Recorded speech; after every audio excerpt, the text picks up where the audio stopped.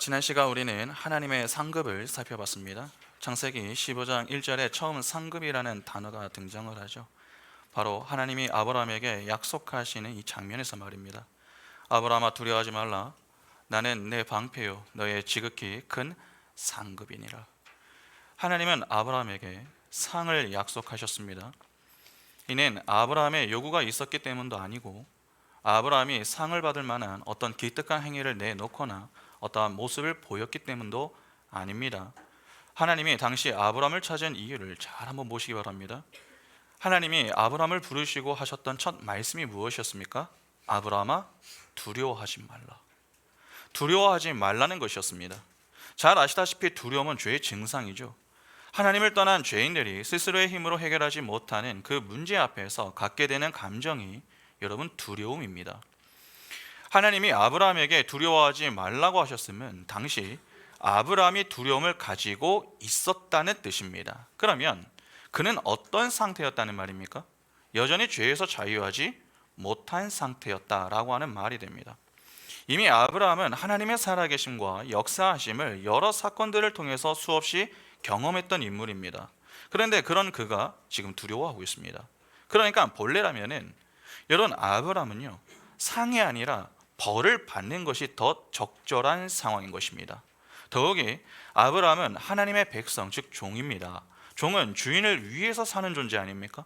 그러면 설령 아브라함이 기특한 행위를 하나님께 내놓고 또 훌륭한 모습을 좀 보였다라고 해도 하나님이 굳이 그에게 상을 주실 이유는 없습니다. 왜냐하면 그의 신분에 맞는 모습을 보인 것이기 때문이죠. 그러나 하나님은 아브라함에게 상을 약속하셨습니다. 왜 상급에 대해서 말씀하신 것입니까? 간단합니다. 아브라함이 하나님의 자녀였기 때문에 그렇습니다. 여러분, 하나님은 태초부터 구원하기로 작정한 자기 백성을 구원하시는 분이시죠. 하나님의 기쁘신 뜻에 따라서 오직 은혜로 택한 백성의 구원이 일어납니다. 그 자체도 은혜입니다. 그런데 하나님은 단지 구원하심으로 자리만 바꾸시는 것이 아니라 아예 어떻게 하십니까? 신분까지도 바꿔버리십니다. 종이 아닌 자녀로 삼아 버리시는 것입니다. 기본적으로 자녀가 된다라고 하는 것은 부모로부터 상속을 받을 수 있는 특권이 부여된다라고 하는 것을 의미하죠. 그러면 하나님이 자기 백성을 자녀로 삼으시면은 그 백성은 하나님을 아버지로 인식하고 부를 수 있는 것이며 더 나아가 하늘의 상급이 주어진다라고 하는 말이 되는 것 아닙니까?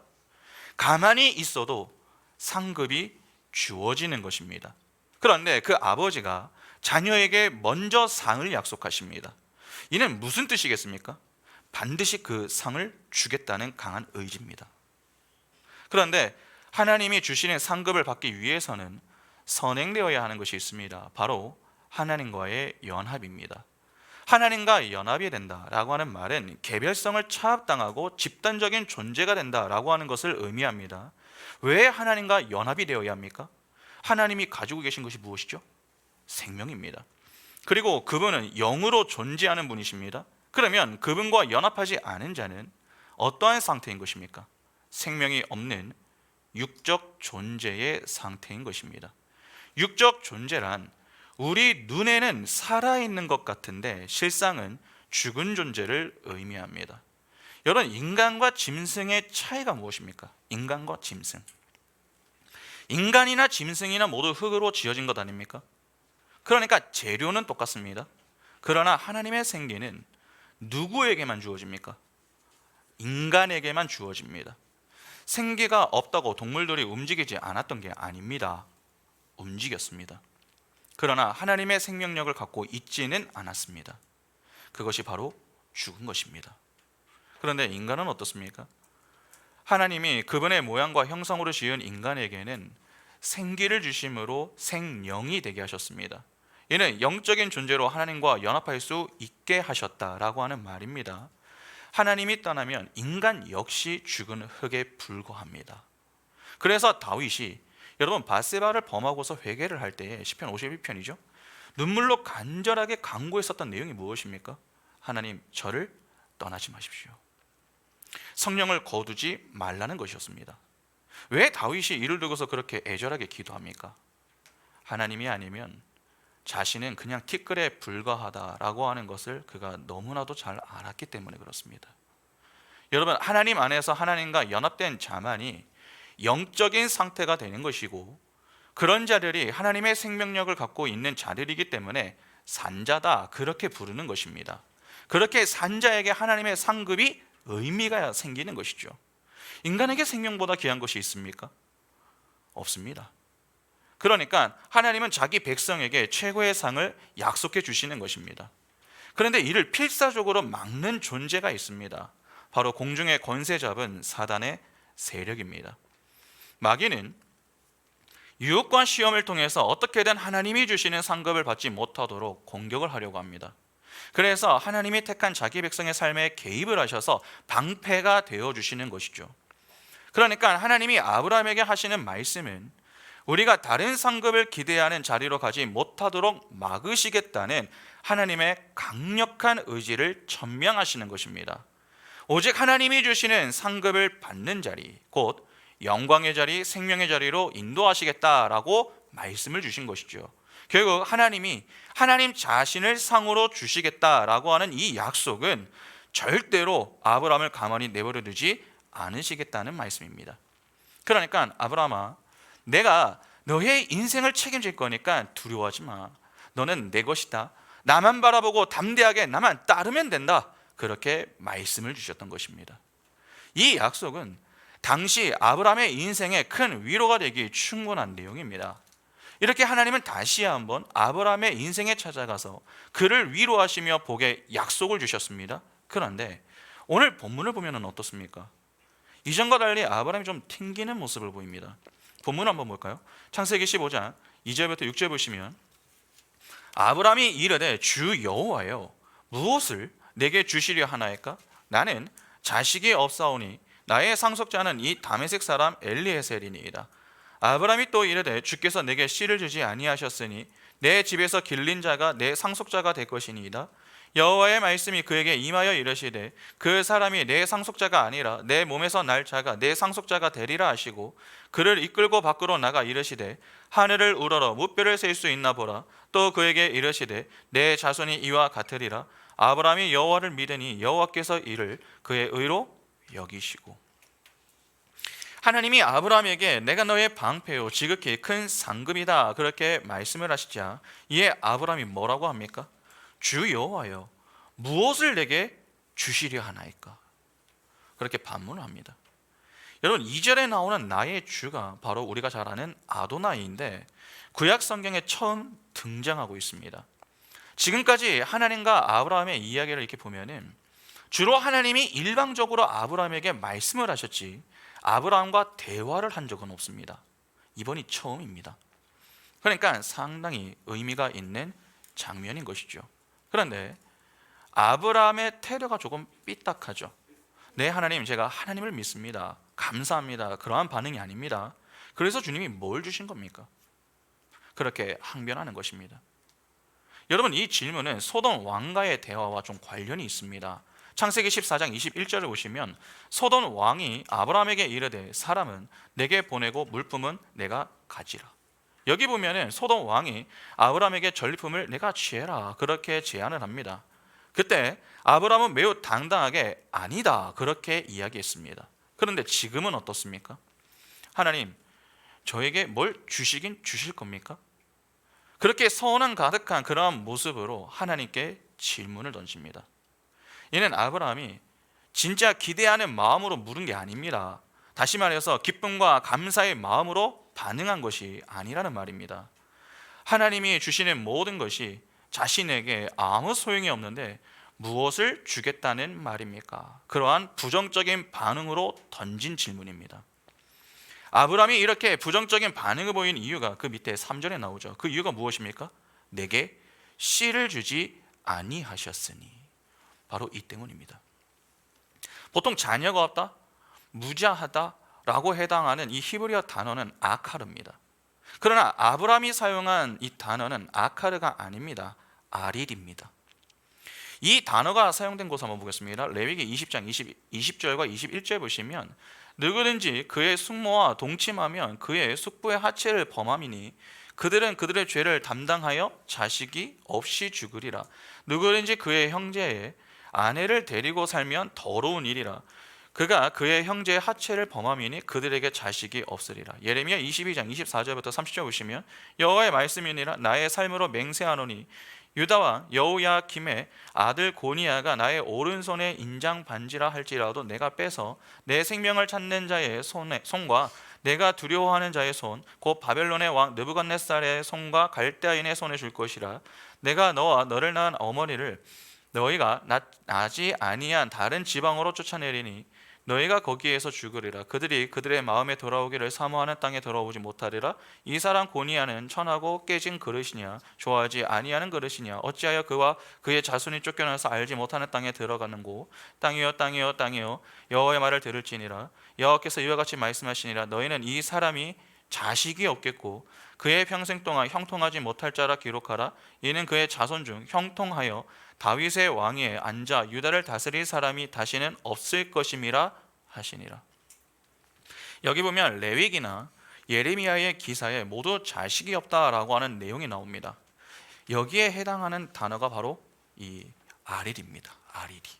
그런데 방금 읽은 이 구절들을 보면은 왜 자녀가 없다고 합니까? 이유가 도대체 무엇 때문입니까? 하나님께 죄를 범하여 징벌을 받은 결과로 무자하게 된 것입니다. 그러니까 하나님의 심판으로 인한 결과다라고 하는 것이죠. 그런데 지금 아브라함이 그러한 의미를 담고 있는 이 아릴이, 이 단어를 사용해서 하나님께 이야기를 하고 있습니다. 그러면 지금 아브라함 역시 자신에게 자녀가 없는 이유에 대해서 뭐라고 생각을 하고 있었던 것입니까? 하나님의 징벌 때문이다, 그렇게 생각하고 있었던 것입니다. 그래서 그가 3절에 뭐라고 합니까? 주께서 내게 씨를 주지 아니하셨기 때문이다 라고 하는 것입니다. 쉽게 말하면 하나님 때문입니다, 그렇게 이야기한 것입니다. 물론 아브라함이 진짜 하나님께 징벌을 받았다 그렇게 생각했을 가능성은 매우 적습니다. 왜냐하면 그렇게 볼 경우 앞에서 그가 그동안 경험했던 사건들과 또 그에 대한 그의 고백들과 모순이 생깁니다. 여러분, 아브라함이 어떤 경험들을 했습니까? 사실 하나님이 아니었으면 아브라함은 이미 죽었을 가능성이 매우 높습니다. 애굽에 내려갔을 때 그의 거짓말 하나 때문에 바로에게 재앙이 임했죠. 이 때문에 애굽에 비상이 걸렸던 것 아닙니까? 그 일로 아브라함은 죽으려고 했었으면 얼마든지 죽을 수가 있었습니다. 그러나 그가 죽지 않고 살아나왔습니다. 어떻게 그가 그곳에서 살아나올 수 있었던 것입니까? 하나님 때문입니다. 그리고 롯과의 다툼 이후에 그가 힘들어할 때에 누가 그를 위로해 주셨습니까? 하나님이 위로해 주셨습니다. 그 위로가 아니었다면 아브라함은 방황 아닌 방황을 했을지도 모르죠. 더 나아가 해당 사건이 있기 직전 아브라함이 경험했던 것이 무엇입니까? 동방연합군과 싸워서 승리했던 것 아닙니까? 오늘 본문 이전의 말입니다. 누가 봐도 아브라함이 이길 수 없는 싸움이었습니다. 당시 큰 이 네 나라가 연합군을 이루어서 연전연승을 거두었습니다. 거인들로 구성된 강한 군대를 보유하고 있었던 족속들도 다 패했습니다. 그러니까 동방연합군의 위세는 이루 말할 수가 없을 정도였죠. 그런데 아브라함이 그들과 싸워 이겼습니다. 이것이 도대체 어떻게 가능했던 것입니까? 아브라함과 그와 함께 했던 이들이 싸움의 달인이었기 때문입니까? 그렇지 않습니다. 그가 치른 전쟁은 하나님의 전쟁이었습니다. 하나님이 그분의 손으로 그 전쟁을 붙들고 있었기 때문에 아브라함이 승리할 수 있었던 것입니다. 그러니까 이 역시 하나님의 은혜인 것이죠. 하나님이 아브라함과 함께 하지 않았다면 아브라함을 롯을 구하기는커녕 자신의 목숨 하나 보존하지 못했을 가능성이 매우 높습니다. 그러나 하나님, 이 하나님의 전쟁의 승패는 하나님의 손에 달렸음을 알고 아브라함이 나섰고 그것을 직접 삶으로 경험했습니다. 그래서 그 이후에 그가 보였던 모습이 무엇입니까? 살렘왕 멜기세덱이 이 승리는 아브라함 네가 잘해서가 아니라 하나님 때문이다 그렇게 초를 치는 이야기를 할 때에 그것에 순응하며 그가 가져왔던 떡과 포도주를 받고 11조를 바쳤던 모습을 보였던 것 아닙니까? 그렇게 아브라함은 그 자신의 인생을 통해서 하나님이 어떤 분이신가 하는 것을 철저하게 느끼고 경험했던 그러한 인물입니다. 그런 그가 갑자기 하나님을 향해서 내가 하나님께 징벌을 받아서 이렇게 되었습니다 그렇게 말할 수 있겠습니까? 그렇게 보기는 어렵습니다. 이는 진짜 그가 하나님께 징벌을 받았다라고 하는 의미가 아니라 오히려 지금 자신의 처량한 신세를 강조하기 위한 의도다, 그렇게 보아야 합니다. 그런데 여기 자식이 없다고 번역이 된 히브리어 단어 아리리는 벌거벗은이라고 하는 의미도 가지고 있습니다. 그러니까 자식이 없는 자신의 상태를 아브라함은 어떻게 여기고 있었던 것입니까? 벌거벗은 상태, 즉 수치로 여기고 있었던 것입니다. 다시 말해서 아무것도 입지 않은 상태로 인생을 사는 참담한 심정을 하나님께 호소했던 것입니다. 지금도 벌거벗은 상태를 어떻게 여기죠? 사람들이 수치로 여깁니다. 고대 시대도 똑같습니다. 고대 근동에서 벌거벗은 몸은 아주 수치스러운 상태, 부끄러움의 상태를 나타냈습니다. 본래 인간은 벗은 몸을 수치로 여기지 않았습니다. 그러나 죄가 들어온 이후에 벗음을 부끄러움으로 여기지 않았습니까? 그래서 아담과 하와가 선악과를 따먹고 가장 먼저 했었던 일이 무엇이었습니까? 창세기 3장 7절에 이에 그들의 눈이 밝아져 자기들이 벗은 줄을 알고 무화과나무 잎을 엮어 치마로 삼았더라. 그들이 벗은 줄 알고 무화과나무 잎으로 치마를 만들었습니다. 수치를 가리기 위해 이때부터 사람들은 어떻게든 필사적으로 노력을 했던 것입니다. 왜 이러한 노력들을 하는 것입니까? 죄가 가지고 온 문제가 무엇입니까? 죄로 인해서 인간이 잃게 된 것이 도대체 무엇입니까? 생명입니다. 생명은 하나님이십니다. 하나님 안에서만 누릴 수 있는 것이 생명입니다. 그런데 죄로 인해 인간은 하나님의 품 밖으로 나왔습니다. 그러면 어떻게 됩니까? 생명을 상실하게 된 것 아닙니까? 더 이상 하나가 아닌 것입니다. 그러면 하나님이 주시던 생명이 끊어졌으니 그 문제를 해결할 방법은 무엇밖에 없습니까? 하나님이 해결해 주시던 것을 이제는 스스로 해결을 해야 하는 것입니다. 그래서 생명 없음의 문제를 해결하기 위한 노력들을 행하는 것이죠. 그것이 옷을 만들어 입는 행위로 나타났던 것입니다. 그러나 그 결과는 어떻습니까? 전부 실패입니다.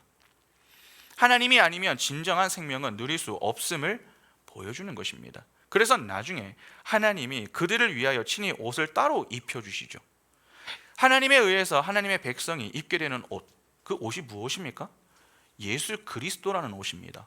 로마서 13장 10절부터 14절 보시면 사랑은 이웃에게 악을 행하지 아니하나니 그러므로 사랑은 율법의 완성이니라.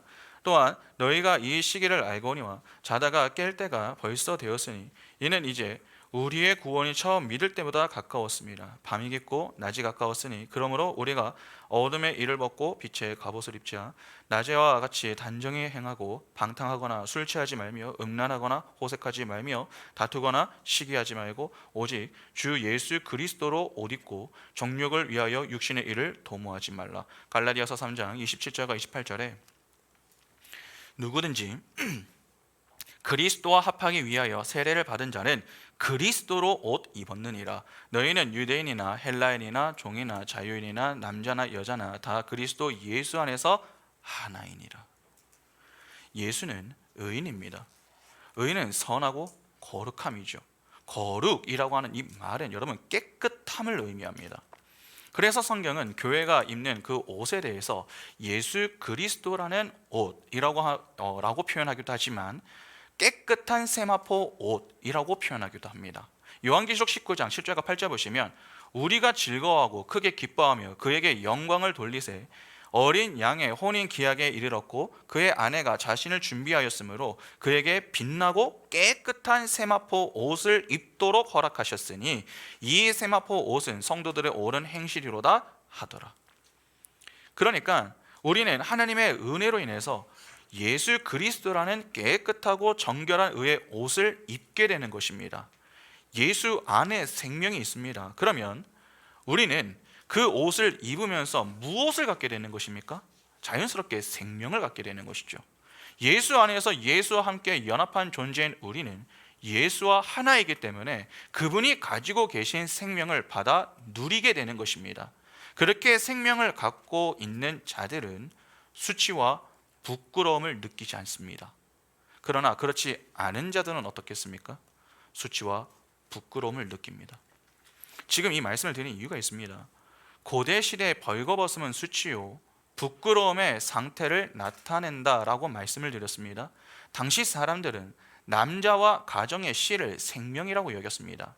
그래서 가문에 남자가 죽거나 대를 이을 자가 없으면 생명 없음의 상태로 그렇게 여겼죠. 성경을 보면 이에 대한 내용들이 제법 많이 나오지 않습니까? 뭐 사라, 라헬, 한나, 나오미 등 수많은 여인들이 이를 잘 보여줍니다.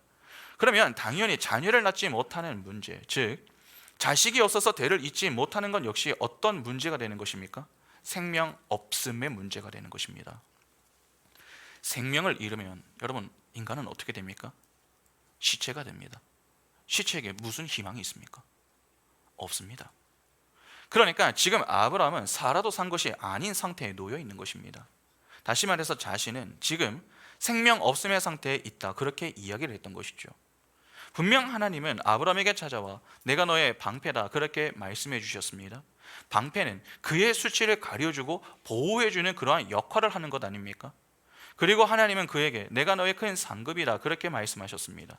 그러나 그가 느끼기에 그 상급은 크게 와닿지가 않았습니다. 왜 그렇습니까? 한번 생각해 보시기 바랍니다. 동방연합군을 상대해서 승리했습니다. 롯을 구한 것 아닙니까? 비록 자신을 배신하고 떠나간 배은망덕한 조카이지만 아브라함이 자신의 생명을 걸고 다시 구출해낸 것입니다. 그가 어떤 심정으로 롯을 다시 구했는지 그것은 정확하게 알 수는 없습니다. 그러나 내심 아브라함은 어떤 기대를 가지고 있었던 것입니까? 자신이 구해지면 롯이 자신에게 좀 돌아오지 않을까, 자신에게 사과를 하거나 아니면 좀 자신의 품으로 돌아오지 않을까, 그렇게 생각을 했던 것입니다. 그런데 전쟁 이후에 롯은 어떻게 했죠? 아무 말 없이 소돔 왕과 함께 소돔으로 다시 가버립니다. 그 모습을 보는 아브라함의 심정이 어떠했겠습니까? 참담하지 않았겠습니까? 사람이 기대하지 않는다라고 해도 은근히 기대를 하면 기대하는 만큼 또 실망하게 됩니다. 그리고 실망이 반복되면 어떻게 됩니까? 결국 포기합니다. 이미 롯과의 다툼 이후에 롯이 자신의 인생에서 떠나가는 문제로 힘들어했었던 아브라함입니다. 그런데 치열한 전쟁에서 승리한 이후 롯과 재회를 했음에도 불구하고 아브라함에게 고맙다, 미안하다, 그런 말 한마디가 없습니다. 적어도 성경에는 그 내용이 나오지 않습니다. 그에게 돌아가고 싶다는 말도 하지 않았습니다. 그러니까 아브라함이 롯에 대해서 기대를 하지 않았다라고 해도 정말 아무것도 없이 그냥 떠나가는 그 롯의 모습을 보면서 자신의 인생에 대해서 허무함과 회의감이 좀 들지 않았겠습니까? 내가 도대체 왜 이렇게까지 살아야 하는가? 내가 무엇 때문에 롯을 구한 것인가? 내가 아무리 하나님을 위해 살아도 내게 돌아오는 것은 정말 아무것도 없구나. 오히려 내 상황만 더 열악해지고 나빠지는 것 같은데 내가 왜 이렇게 살고 있나? 나는 누구이며 나는 어디를 향해 가고 있는 것인가? 그러한 복잡한 마음들이 그를 힘들게 하지 않았겠느냐 하는 것입니다. 그 불편함과 괴로움 그리고 분노가 하나님께 향하는 것이죠.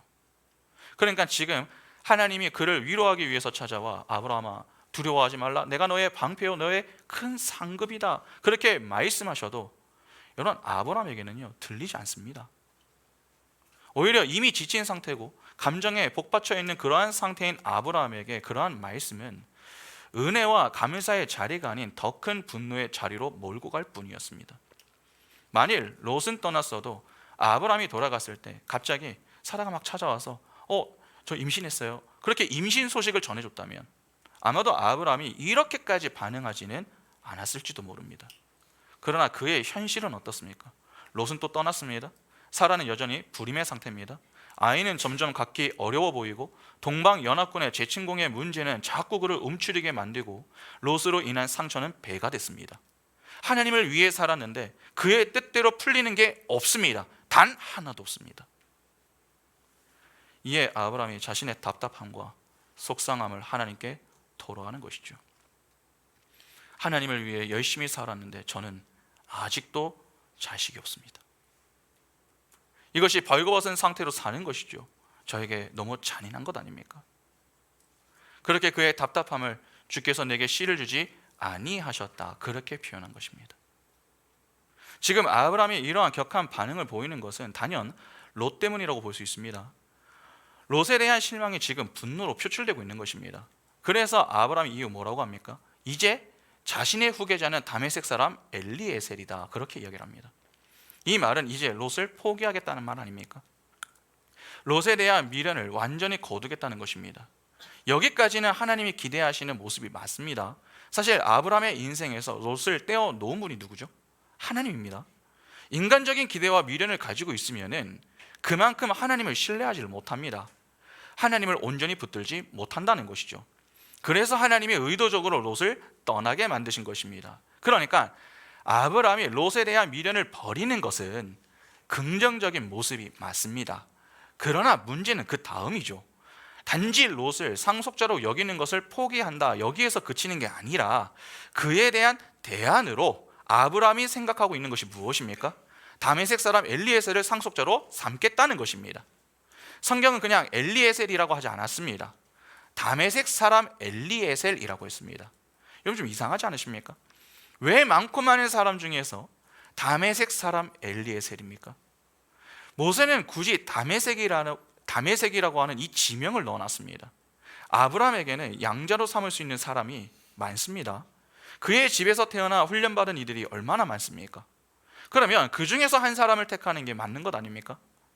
아브라함과 함께 생사를 함께 했었던 자들 중에 한 사람을 택하면은 그래도 주변에 봤을 때 사람들이 좀 이해를 하지 않겠습니까? 그의 집에서 태어나 훈련을 받았으면 아브라함에 대해서도 잘 이해하고 있으며 또 그가 가지고 있는 신앙도 가지고 있는 것입니다. 그런데 왜 다른 출신의 사람을 양자로 삼으려고 하는 것입니까? 굳이 다메섹인 이유가 무엇이냐는 것입니다. 여러분, 아브라함이 롯을 구하기 위해서 어디까지 갔습니까? 어디까지 갔죠? 다메섹까지 갔습니다. 창세기 14장 15절 보시면 그와 그의 가신들이 나뉘어 밤에 그들을 쳐 부수고 다메섹 왼편 호박까지 쫓아가. 그런데 그곳에서 롯이 또다시 아브라함을 따르지 않고 소돔 왕을 따라간 것입니다. 아브라함에게 또 상처를 주고 가버린 것입니다. 이에 아브라함이 그곳 출신인 다메섹 사람을 자신의 양자로 삼고자 했던 것입니다. 그러니까 쉽게 말해서 이제 사람이 좀 너무 화가 나니까 그렇게 그냥 해버린 것입니다. 지금 2절에서 아브라함은 나의 상속자는 이 다메섹 사람 엘리에셀입니다, 그렇게 이야기를 했습니다. 그냥 보면은 마치 이미 아브라함이 양자로 삼은 것처럼 말을 합니다. 그러나 사실은 그렇지 않습니다. 고대 근동 사회에서는 여러분 아들이 없을 경우에 자신의 가족의 범주에 속하지 않는 다른 사람을 양자로 삼을 수가 있었습니다. 그렇게 양자가 되면은 그는 부모의 노후의 삶을 돌봐야 했고 장례와 매장을 책임져야 했습니다. 그리고 그에 대한 대가로서 양부모는 양자에게 재산을 상속해 주게 되어 있었습니다. 그런데 사람 일이라고 하는 것이 모르는 것 아닙니까? 가정에 아이가 생기지 않아서 외부에서 이 양자로 들였는데 한 사람을 이후에 아이가 태어날 수도 있는 것 아닙니까? 그러면 그럴 경우 양부모는 어떻게 해야 됩니까? 우리는 쉽게 양자를 내치면 되는 것 아니냐, 또는 그냥 같이 주면 되는 것 아니냐, 그렇게 생각할지 모르겠지만 여러분 당시에는 그럴 수가 없었습니다. 내칠 수가 없었습니다. 양자로 들이면 그 양자를 계속 데리고 있어야 했습니다. 당시 문화가 그랬습니다. 양부모는 친아들과 양자에게 재산을 공유하게 합니다. 그러니까 재산을 분할해야 되는 것입니다. 우리는 아브라함의 인생이 이후 어떻게 되는가를 이미 다 알고 있습니다. 지금 이렇게 불평 섞인 말로 하나님께 하소연하고 있지만 이후에 아브라함이 어떻게 되죠? 하나님이 그에게 하신 약속대로 씨를 주십니다. 그렇게 해서 태어난 자가 우리가 알고 있는 이삭입니다. 그런데 그 이삭의 이야기를 볼 때 어떻습니까? 엘리에셀에 대한 이야기가 나옵니까? 아브라함이 죽기 전에 공동 상속자로 엘리에셀에 대한 이야기를 꺼냅니까? 그렇지 않습니다. 아브라함이 고대 근동의 전통 속에서 살면서 엘리에셀을 진짜 양자로 삼았다면은 그는 이삭과 함께 엘리에셀에게도 재산을 나누어 주어야 합니다. 그러니까 성경에 그의 이름이 나와야 한다는 것이죠. 그러나 엘리에셀이라고 하는 이 이름은 여기서만 등장할 뿐 이후에는 나오지 않습니다. 한번 확인해 보겠습니다. 창세기 25장 5절과 6절 보시면 아브라함이 이삭에게 자신의 모든 소유를 주었고 자기 서자들에게도 재산을 주어 자기 생전에 그들로 하여금 자기 아들 이삭을 떠나 동방 곧 동쪽 땅으로 가게 하였더라. 여기 보면은 아브라함이 이삭을 비롯해서 자기 자식들에게 재산을 나누어 줄 때에 엘리에셀이라고 하는 이름은 전혀 나오지 않습니다. 만일 진짜 아브라함이 엘리에셀을 양자로 삼은 것이라면은 왜 이후에 모세는 그의 이름을 기록하지 않은 것입니까? 그의 이름을 까먹어서 그렇습니까? 그렇지 않습니다. 아브라함이 엘리에셀을 양자로 삼지 않았기 때문입니다. 그러니까 이 내용을 이렇게 정리하시면 됩니다. 아브라함이 하나님의 전쟁에 참여하면서 다메섹까지 왔습니다. 그곳에서 동방 연합군을 무찌르고 전쟁포로였던 롯을 구출하는 데 성공을 거둡니다. 그러나 롯이 또 자신을 떠나는 모습에 다시 한번 실망한 그 아브라함이 모든 것을 체념하고 이제 다메섹 사람 엘리에셀을 양자로 삼고자 할 때에 하나님이 그를 찾아오셨던 것입니다. 아브라함이 엘리에셀을 양자로 삼고 난 이후에 찾아온 게 아니라 그 전에 오셔서 지금의 이 내용으로 아브라함에게 말씀을 주셨던 것이죠. 그러니까 아브라함은 지금 하나님께 내 양자는 바로 이 사람입니다. 이 사람을 양자로 삼을 것입니다. 그렇게 이야기를 하고 있는 것입니다. 아브라함은 확고한 의지를 갖고 이야기를 합니다. 3절을 보면은 개역개정은 내 집에서 길린 자가 내 상속자가 될 것이다 라고 했습니다. 이는 내 집의 사람이 나를 곧 차지하게 될 것이다 라고 하는 말입니다.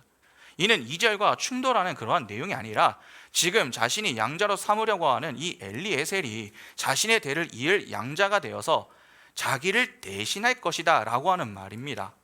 원문으로 보면은 나를 곧 차지한다 그렇게 표현해 놨습니다. 엘리에셀이 곧 자기 자신이 될 것이다 그렇게 이야기를 한 것입니다. 이는 롯에 대한 아브라함의 실망이 얼마나 컸는가 하는 것을 잘 보여주는 대목이 됩니다. 더 나아가 그 일로 아브라함이 사실상 자손과 기업에 대해서 포기하는 마음을 갖고 있음을 보여주는 내용이 되기도 합니다.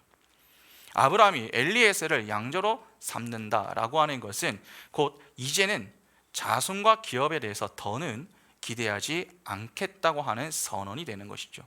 그것이 아브라함 편에서는 속편한 일이 될 수도 있습니다. 그러나 하나님 편에서는 어떻습니까? 애굽에 이어서 또다시 하나님의 일을 망치려고 하는 모습이 되는 것입니다. 그래서 하나님이 환상 중에 그에게 찾아와 말씀하셨던 것이죠. 아브라함아, 두려워하지 말라.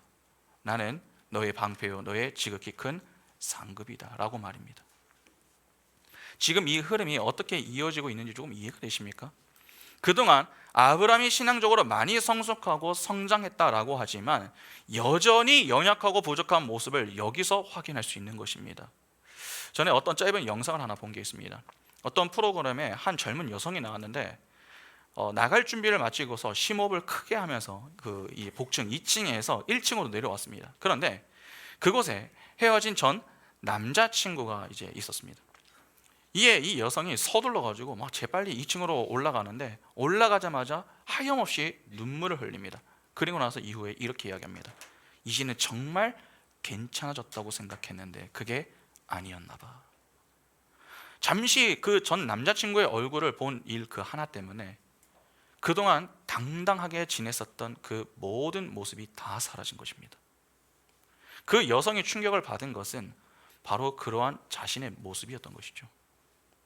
영상 속에 나오는 그 여성만 그렇습니까? 오늘 우리도 크게 다르지 않습니다.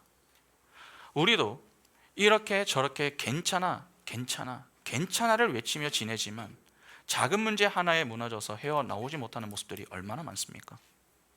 이제는 다 극복했으니까 괜찮아. 이 정도는 이제 견딜만해. 그렇게 생각하지만 막상 그 문제를 마주했을 때 속수무책으로 넘어지는 자신의 모습을 마주할 때면 어떻습니까? 그 문제 앞에서 무기력하게 넘어지는 자신의 모습에 실망하고 분노하며 힘들어하는 것 아닙니까? 이번 주에 아내하고 너의 시간 속으로 라고 하는 드라마를 봤습니다. 타임슬립을 통해서 자신과 똑같은 얼굴을 하고 있는 사람의 몸으로 들어가는 좀 다소 현실하고는 좀 동떨어진 판타지와 같은 그런 드라마였습니다. 배경이 2023년도하고 1998년도인데 전여빈 씨가 여주인공을 맡아가지고 연기를 했습니다. 1인 2역을 하는 것이죠. 23년도에는 한준이라고 하는 이름을 갖고 있었고 98년도에는 권민주라고 하는 이름이었는데 98년도의 권민주는 매우 내성적이고 소극적인 성격의 소유자였습니다. 반면에 23년도의 한준이는 매사 적극적이고 활달한 성격을 가지고 있었습니다. 98년도 권민주는 친구들은 물론 가족들도 걱정하는 인생을 그렇게 살았지만 교통사고 이후에 23년도에서 온 한준이 덕에 한순간에 인기 스타가 됩니다. 그렇게 서로 같이 지내던 두 남자의 사랑을 받으면서 지내죠. 그런데 현재와 과거를 몇 번씩 오가면서 살인사건의 진범을 알게 되면서 23년도에 한준이가 다시 98년도에 권민주의 몸으로 들어가 범인을 잡으려고 했습니다. 이 자체가 뭐 말이 안 되긴 하지만 그렇게 98년도로 돌아왔는데 조금 이상합니다. 분명 한준이처럼 밝게 말도 하고 행동도 하는데 알고 보니까 한준이가 아닌 진짜 권민주였던 것이죠. 이에 한준이가 권민주에게 이럴 시간이 없으니 빨리 범인을 잡아야 한다고 이야기를 하지만 권민주는 그 말을 듣지 않고 평소 자신이 좋아하던 그 남자 주인공에게 사랑만 받으려고 할 뿐이었습니다. 그런데 아무래도 여러분 연기하는 것은 좀 티가 나지 않습니까? 이에 권민주가 거울을 딱 보면서 보이지 않는 그 한준이에게 이야기를 합니다. 내가 수천 번, 수만 번을 연습했어. 안 되면 더 노력해서 진짜 한준이 너처럼 살면 돼.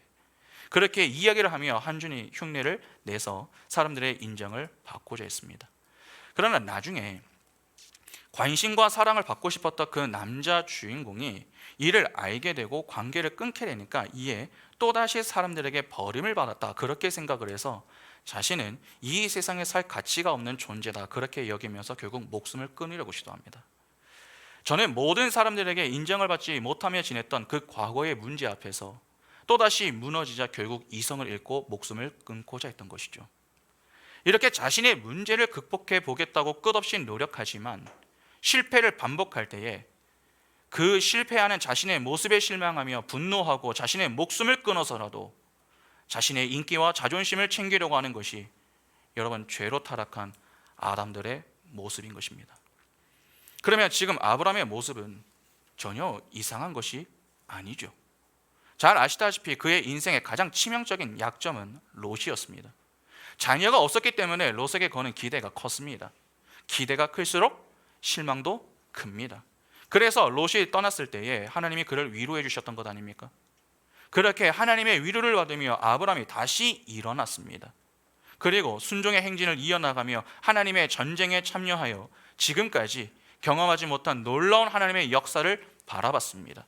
그러나 그 승리와 기쁨의 자리에서 만난 그 롯이 자신을 떠나는 그 모습의 끝없는 절망과 그로 인해 하나님을 향해 불평하는 그 아브라함의 모습이 여러분 바로 오늘 우리의 모습인 것입니다. 그러니까 우리는 아브라함의 이 모습을 보면서 함부로 비판하면 안 됩니다. 왜냐하면 아브라함이나 우리나 별반 차이가 없기 때문에 그렇습니다. 우리가 왜 항상 하나님 앞에서 겸손해야 합니까? 바로 이 때문에 그렇습니다. 우리는 언제든 넘어질 수 있는 존재라고 하는 사실을 아셔야 됩니다. 어제 잘해도 오늘 못할 수 있는 자들이 우리 자신입니다. 남을 볼 것 없습니다. 자기 자신만 보면 됩니다. 우리는 자꾸 몇 번 잘한 것으로 어깨에 힘이 들어갑니다. 그러나 상대적으로 남들에 비해서 조금 더 낫다라고 하는 것으로 자랑하려고 하는데 여러분 그러시면 안 됩니다. 우리는 늘 잘해야 하는 자들이지 몇 번 잘해야 하는 자들이 아닙니다. 그런데 늘 잘하는 것이 쉽지가 않습니다. 그래서 날마다 우리가 빠뜨리지 않고 기도해야 하는 것이 무엇입니까? 하나님의 은혜인 것입니다. 하나님, 저는 하나님의 은혜가 아니면은 죽은 흙에 불과합니다. 하나님의 은혜 아니면 전 살 수가 없습니다. 하나님의 은혜를 오늘도 풍성히 부어주십시오. 그러한 간구가 있어야 하는 것입니다. 그 하나님의 은혜가 없으면 당장이라도 넘어지고 아브라함과 같은 모습을 보일 수 있는 존재가 바로 우리 자신임을 꼭 기억하셔야 됩니다. 그러면 여기서 우리는 2절부터 5절의 내용이 꼭 필요한가? 좀 그러한 생각을 좀 해볼 수가 있습니다. 사실 1절 이후에 6절로 바로 넘어가도 그리 이상하지가 않습니다. 하나님이 아브라함에게 찾아와 말씀하시기를 아브라함아 두려워 말라 나는 내 방패요 너의 지극히 큰 상급이니라. 이렇게 1절이 끝나고 나서 딱 6절로 넘어갑니다. 아브라함이 여호와를 믿으니 여호와께서 이를 그의 의로 여기시고. 딱 이렇게 이어지면 얼마나 멋지고 좋습니까? 전쟁 이후 아브라함이 승리의 상급으로 떡과 포도를 취하고 11조를 바쳤습니다. 그리고 이렇게 내용이 이어진다면 얼마나 내용이 깔끔하게 연결이 됩니까?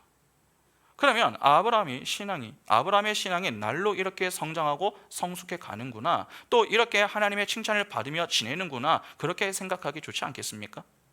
그런데 왜 중간에 이렇게 찬물을 끼얹는 이러한 내용이 들어가 있느냐 하는 것이죠. 하나님의 은혜를 그만큼 강조하기 위해서입니다. 여러분 1절부터 보면은 아브라함의 연약함을 계속해서 성경은 보여주고 있습니다. 하나님의 큰 역사를 경험하고도 두려워하고 불평하며 힘들어하는 모습을 보이는 것 아닙니까 지금? 그것이 바로 인간이라는 말입니다. 인간. 그러니까 하나님은 아브라함의 이러한 모습을 통해서 인간의 불가능함과 유한함을 강조하며, 그렇기 때문에 하나님의 은혜가 꼭 필요하다, 그것을 교훈하시는 것입니다. 아브라함이 롯 때문에 실망해서 이제는 하나님의 약속이고 뭐고 다 포기하려고 했습니다. 그래서 다메섹 사람 엘리에셀을 양자로 삼으려고 했는데 하나님이 그때 그를 찾아와서 뭐라고 하십니까? 창세기 15장 4절과 5절 보시면 여호와의 말씀이 그에게 임하여 이르시되 그 사람이 내 상속자가 아니라 내 몸에서 날 자가 내 상속자가 되리라 하시고 그를 이끌고 밖으로 나가 이르시되 하늘을 우러러 무뼈를 셀 수 있나 보라. 또 그에게 이르시되 내 자손이 이와 같으리라. 이미 아브라함은 자포자기 상태로 엘리에셀을 양자로 삼으려고 하는 마음을 굳혔습니다. 그러나 하나님은 그런 그에게 뭐라고 하십니까? 그 사람이 내 상속자가 아니다, 그렇게 말씀하십니다. 그러니까 아브라함에게 아브라함아 그가 아니다, 그렇게 말씀하신 것이죠. 그리고 이후에 정확하게 말씀하십니다. 내 몸에서 날 자가 내 상속자가 되리라. 무슨 말입니까? 외부에서 사람을 데리고 와서 양자 삼을 필요 없다는 말입니다. 사라를 통해 자녀를 주시겠다는 말입니다. 지금 자녀가 없다고 계속 없는 것이 아니라는 말이죠. 너가 지금 자식이 없어서 마치 벌거벗은 상태로 지내는 것 같아서 힘이 들고 그로 인해 나에게 불평하지만 두려워하지 않아도 된다는 것입니다. 내가 너의 그 수치를 가려줄 것이고 내가 너에게 약속한 그 상을 반드시 줄 거다, 그 이야기를 하고 계시는 겁니다. 그러면서 하나님이 그를 데리고 밖에 나가 하늘에 별들을 보게 하시며 내 자손이 저 별들과 같이 될 것이다, 그렇게 말씀해 주시죠. 그러니까 너에게 자녀가 주어질 것인데 반드시 주어질 것이니 염려하지 말라고 위로해 주셨던 것입니다. 그런데 여기서 조금 흥미로운 점이 있습니다. 5절을 잘 보시면은 하나님은 별들을 보여주며 내 자손이 이와 같을 것이다, 그렇게 말씀하셨습니다. 자손들이 아니라 자손입니다. 왜 복수가 아니라 단수입니까? 별들과 같이 셀 수 없을 만큼이라면은 자손들이라고 해야 맞는 것 아닙니까? 하나님이 아브라함을 부르시면서 주신 약속들을 한번 생각해 보시죠. 여러분, 하나님이 그에게 주신 약속은 무엇이었습니까? 전부 이 땅의 것들이었습니까? 하늘의 것이었습니다. 하늘의 것들. 하나님 나라를 그에게 약속하셨습니다. 그 나라에는 누가 계십니까? 하나님이 계십니다. 그러면 지금 자식에 대한 약속도 무엇과 관련이 있겠습니까? 다른 것들은 전부 하늘의 것들이다, 그렇게 보면서 자식만 땅의 것으로 볼 수 있겠습니까? 그럴 수는 없습니다. 이 역시 하늘의 것으로 이해를 해야 합니다. 그러면 하나님이 아브라함에게 약속하시는 자식, 그 자식의 정체는 무엇입니까? 바울은 이에 대해서 이렇게 얘기합니다. 갈라디아서 3장 16절에 이 약속들은 아브라함과 그 자손에게 말씀하신 것인데 여럿을 가리켜 그 자손들이라 하지 아니하시고 오직 한 사람을 가리켜 내 자손이라 하셨으니 곧 그리스도라. 하나님이 약속하신 자손의 정체는 바로 그리스도입니다. 그러니까 하나님은 자신에게 다메섹 사람 엘리에셀을 양자로 삼겠다고 나서는 그 아브라함에게 자손을 주시겠다라고 하는 그 말씀을 통해서 예수 그리스도를 예고하시는 것입니다. 그리고 더 나아가 그 그리스도를 통해 태어날 수많은 교회를 하늘의 별들로 교훈해 주셨던 것이죠. 여러분, 아브라함은 믿음의 조상이지만 현재 아브라함은 하나님 앞에서 자기 감정에 충실해져서 하나님의 뜻을 바라보지 못하는 상태입니다. 하나님을 의심하고 불신하며 포기하는 자세로 하나님을 대하고 있습니다. 그러나 하나님은 어떻습니까? 그를 포기하지 않으시고 다시 한번 은혜로 그를 붙드시는 것입니다. 아브라함은 하나님 앞에서 나는 벗고 있는 자로 살고 있다, 그래서 이제 내 수치를 가리기 위해서 다메섹 사람 엘리에셀을 양자로 삼겠다고 이 땅에 무화과나무 잎으로 치마를 만들려고 했지만 하나님은 이를 단호하게 거부하신 것입니다. 그리고 그의 수치를 진짜 가려줄 수 있는 진짜 옷인 그리스도라는 옷, 깨끗한 세마포 옷을 입게 만들기 위하여서 그리스도를 자손으로 약속하시는 것입니다. 이 내용대로라면은 1절에서 약속하시는 내용의 성취가 되는 것 아닙니까? 아브라함의 불가능함과 하나님의 가능함, 아브라함의 약함과 하나님의 강함, 아브라함의 부족함과 하나님의 충만함이 서로 대조를 이루고 있는 것입니다. 여러분, 하나님이 그에게 하시는 말씀을 잘 보시기 바랍니다. 사실 하나님이 아브라함을 책망하려고 하셨다면 책망할 수 있는 상황 아닙니까? 혼을 내려고 하면 혼을 얼마든지 낼 수 있습니다. 아브라함아, 지금 너 뭐하고 있는 거냐? 지금까지 내가 너에게 보여준 것들을 다 잊었느냐? 내가 너에게 위로해 준 것은 다 어디 갔느냐? 왜 너 때문에 그렇게 심술이 나서 이제는 내 약속까지 저버리려고 하느냐? 이제는 좀 믿음을 갖고 성숙함을 보일 때 아니냐? 철 좀 들어라. 그렇게 말씀하실 법도 한데 하나님은 책망하지 않으시고 잠잠히 그에게 말씀으로 찾아가 그리스도를 약속하실 분입니다. 행위를 내놓는 그 아브라함에게 하나님은 은혜로 찾아가신 것입니다. 하나님이 그에게 베푸신 은혜가 무엇입니까? 그리스도입니다. 마지막 6절을 보시기 바랍니다. 창세기 15장 6절에 아브라함이 여호와를 믿으니 여호와께서 이를 그의 의로 여기시고, 여기 보면 아브라함이 여호와를 믿으니 여호와께서 이를 그의 의로 여기셨다고 합니다. 아브라함이 어떻게 하나님을 믿어 의롭다 여김을 받은 것입니까? 위의 내용만 두고 보면은 의로 여김을 받을 수 없는 것 아닙니까? 그런데 어떻게 그가 의로 여김을 받을 수 있었느냐 하는 것입니다. 하나님이 그에게 약속하신 자손이 누굽니까? 예수 그리스도입니다. 바로 하나님이 약속하신 그 자손인 예수 그리스도로 인해 아브라함이 의롭게 여김을 받을 수 있었던 것입니다. 이를 잘 이해하셔야 됩니다. 아브라함이 잘나서 의롭게 된 게 아닙니다. 하나님이 그에게 약속하신 그 자손이 이 땅의 유일한 의인이신 예수 그리스도이십니다. 그 예수 그리스도로 인해서 그의 조상인 아브라함이 의롭게 여김을 받을 수 있었던 것입니다. 그러니까 아브라함은 그의 자손 때문에 의롭게 여김을 받은 것이 되는 것입니다. 그런데 그 자손은 무엇으로 인해서 주어지게 된 것입니까? 하나님의 은혜입니다. 그 은혜가 아니었다면 자손은 나올 수 없었던 것 아닙니까? 하나님은 분명 다메섹 사람 엘리에셀을 제시하는 아브라함에게 그 사람이 내 상속자가 아니라고 말씀하셨습니다. 그러니까 행위를 부정하시는 것입니다. 그리고 내 몸에서 날 자가 내 상속자가 된다라고 하셨습니다. 이후 아브라함의 몸에서 날 자로 오는 자가 이삭입니다. 여러분, 이삭이 어떻게 태어났습니까? 사실상 아브라함과 사라가 아이를 낳을 수 없을 그때에 이삭이 태어난 것 아닙니까? 하나님의 일방적인 은혜로 태어난 자가 이삭입니다. 아브라함의 인생은 하나님의 부름을 받는 그 순간부터 끝까지 하나님의 은혜만 있을 뿐입니다. 하나님의 은혜로 태어나는 자가 이삭이고 그 은혜로 오시는 분이 예수 그리스도이십니다. 그러면 아브라함이 결국 하나님이 하신 약속의 성취를 경험하게 되는 것은 무엇 때문입니까? 하나님의 열심 때문인 것입니다. 지금까지 그 하나님의 열심과 은혜, 하나님의 사랑이 아브라함의 인생을 붙들고 여기까지 온 것 아닙니까? 그런데 하나님은 그분의 열심을 가지고 아브라함을 일으켜 세우시는 것입니다. 아브라함은 하나님의 일을 망치려고 했는데 하나님은 그분의 열심과 사랑으로 아브라함을 믿음의 자리에 서게 만드십니다. 달리 말해서 생명 없음의 자리에서 생명 있음의 자리로 옮기시며 하나님을 믿는 믿음을 허락하시고 하나님을 믿게 하셨다는 말입니다. 그래서 그 결과로 아브라함이 보일 수 있었던 반응이 무엇입니까? 그것이 6절의 내용입니다. 아브라함이 여호와를 믿으니 여호와께서 이를 그의 의로 여기셨다. 바로 이것입니다.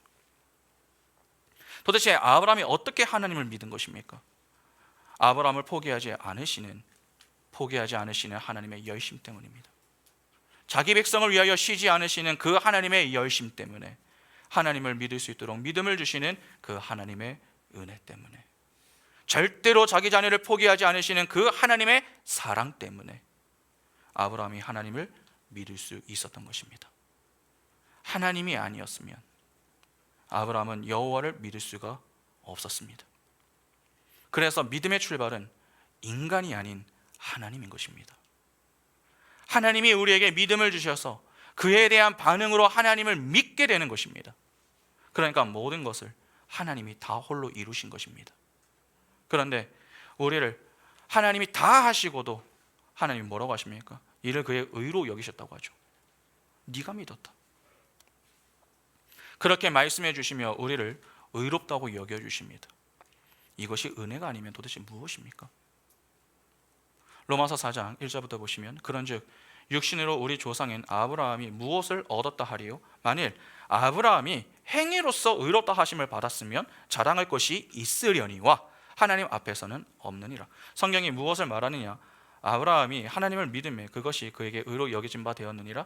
일하는 자에게는 그의 삭시 은혜로 여겨지지 아니하고 보수도 여겨지거니와 이를 아니할지라도 경건하지 아니한 자를 의롭다 하시는 이를 믿는 자에게는 그의 믿음을 의로 여기시나니 일한 것이 없이 하나님께 의로 여기심을 받는 사람의 복에 대하여 다윗이 말한 바 불법이 사함을 받고 죄가 가리워짐을 받은 사람들은 복이 있고 주께서 그 죄를 인정하지 아니하실 사람은 복이 있도다 함과 같으니라. 그런즉 이 복이 할례자에게냐 혹은 무할례자에게도냐 우리가 말하기를 아브라함에게는 그 믿음이 의로 여겨졌다 하느라. 로마서 4장 18절부터 25절 보시면 아브라함이 바랄 수 없는 중에 바라고 믿었으니 이는 내 후손이 이 같으리라 하신 말씀대로 많은 민족의 조상이 되게 하려 하심이라. 그가 백세나 되어 자기 몸이 죽은 것 같고 사라의 태가 죽은 것 같음을 알고도 믿음이 약하여지지 아니하고 믿음이 없어 하나님의 약속을 의심하지 않고 믿음으로 견고해져서 하나님께 영광을 돌리며 약속하신 그것을 또한 능히 이루실 줄을 확신하였으니 그러므로 그것이 그에게 의로 여겨졌느니라. 그에게 의로 여겨졌다 기록된 것은 아브라함만 위한 것이 아니요 의로 여기심을 받은 우리도 위함이니 곧 예수 우리 주를 죽은 자 가운데서 살리신 이를 믿는 자니라. 예수는 우리가 범죄한 것 때문에 내줌이 되고 또한 우리를 의롭다 하시기 위하여 살아나셨느니라. 바울이 하는 말을 가만히 한번 보시기 바랍니다. 여러분 바울이 지금 뭐라고 합니까? 아브라함이 의롭다 하심을 받은 것이 행위라면은 그가 자랑할 것이 있을 것이라 그렇게 이야기를 합니다. 그러나 아브라함이 의롭다 여김을 받은 것은 그의 행위 때문이 아니라 은혜이기 때문에 그가 자랑할 것이 없다고 하죠. 그렇게 하나님의 일방적인 은혜로 의롭게 여김을 받은 자가 믿음의 조상 아브라함입니다. 그런데 밑에서 그가 그렇게 의롭게 여김을 받은 것을 두고서 바울이 뭐라고 하죠? 그에게 의로 여겨짐은 아브라함만을 위한 것이 아니라 의로 여기심을 받은 우리도 위함이다 그렇게 이야기합니다. 다시 말해서 믿음의 후손인 교회 역시 아브라함과 같이 은혜로 의롭다 여기심을 받게 됨을 믿음의 조상인 아브라함이 대표로 보여주는 것이다 라고 하는 말을 하고 있는 것입니다. 그러니까 성경에 최초로 나오는 이 이신칭의의 장면은 우리에게 매우 감격과 감동이 될 수밖에 없는 것입니다.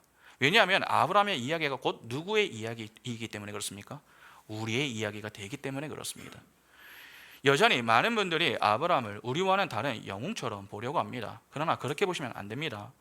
아브라함이나 우리나 별반 차이가 없습니다. 하나님은 아브라함이 특별히 해서 그를 들어서 사용하신 게 아닙니다. 그를 통해 하나님의 구원과 복음을 교훈하기 위한 수단으로 그를 사용하신 것입니다. 때문에 우리는 아브라함을 보면서 이야, 나는 언제 저 아브라함처럼 한번 살아볼까? 그렇게 아브라함을 부러워하고 존경의 대상으로 바라볼 필요가 없는 것입니다. 아브라함의 이야기가 곧 내 이야기입니다.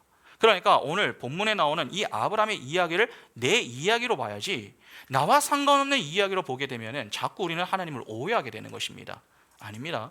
오늘 본문의 믿음의 조상인 아브라함이 하나님을 믿어 의롭게 된다라고 하는 것은 그의 후손인 우리가 어떻게 의롭게 되는가 하는 것을 교훈하는 내용입니다. 아브라함의 후손이 바로 우리입니다. 우리는 어떻게 의롭다 하심을 얻었습니까? 우리가 교회에 나와서 예수를 믿었기 때문입니까? 주로 많은 이들이 내가 했다 그렇게 말을 많이 합니다. 맞습니다. 우리가 한 게 맞습니다. 그러나 우리가 할 수 있도록 누가 도우신 것입니까? 하나님이 도우신 것입니다. 하나님이 그분의 은혜로 불러주셨고 하나님의 은혜가 우리를 붙드셨으며 하나님의 은혜가 그분을 믿게 만든 것입니다. 그러니까 하나부터 열까지 내 인생은 하나님의 은혜로 가득한 것입니다. 그러한 하나님의 열심 때문에 오늘 우리가 예수를 믿어 의롭다 하심을 얻은 것이지 우리가 무언가를 해서 의롭다 여김을 받은 게 아니라는 말입니다. 다시 한번 반복합니다. 우리는 아브라함과 같아서 작은 것 하나에 쉽게 무너짐을 경험하는 자들입니다. 그리고 우리가 하나님 앞에 내어놓는 것들은 하나님께 도움이 되는 것이 아니라 방해가 되는 것들이 더 많습니다. 우리가 할 일은 하나님 앞에 나와서 내가 무언가를 해보겠다고 자꾸 십자가 앞으로 나서는 게 아닙니다. 자꾸 이런저런 행위를 내놓으면서 하나님, 저는 이렇게 하겠습니다, 저 잘했죠, 그렇게 인정을 받으려고 하거나 자기 방식을 고집하려고 하면은 안 된다는 것입니다.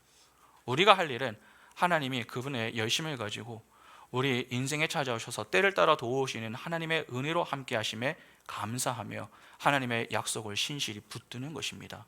다시 말해서 십자가 뒤로 숨어서 하나님의 약속을 신실히 믿는 것이 우리가 할 일입니다. 분명 두려울 수 있습니다. 실망할 수도 있습니다. 또한 불평이 나올 수도 있습니다. 그러나 그런 우리를 포기하지 않으시고 찾아오셔서 내 아들아, 내 딸아, 두려워하지 말아라. 내가 너의 방패요, 내가 너의 지극히 큰 상급이다, 그렇게 말씀하실 때에 그 앞에서 예, 그렇습니다 주님, 제가 이렇습니다. 믿음을 갖고 산다고 하는데 잘 되지가 않습니다. 내 인생의 롯을 떠나보냈다, 그렇게 생각했는데 여전히 저는 멀었나 봅니다. 그래서 전 하나님의 은혜가 필요합니다. 그렇게 하나님의 은혜를 붙들면 되는 것입니다. 하나님은 아브라함에게 약속하셨습니다.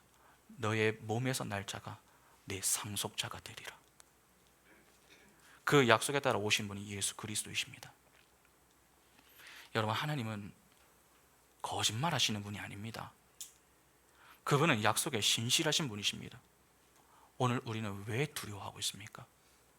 무엇 때문에 두려워하고 있습니까? 혹시 하나님이 하신 그 약속을 믿지 못하기 때문 아닙니까?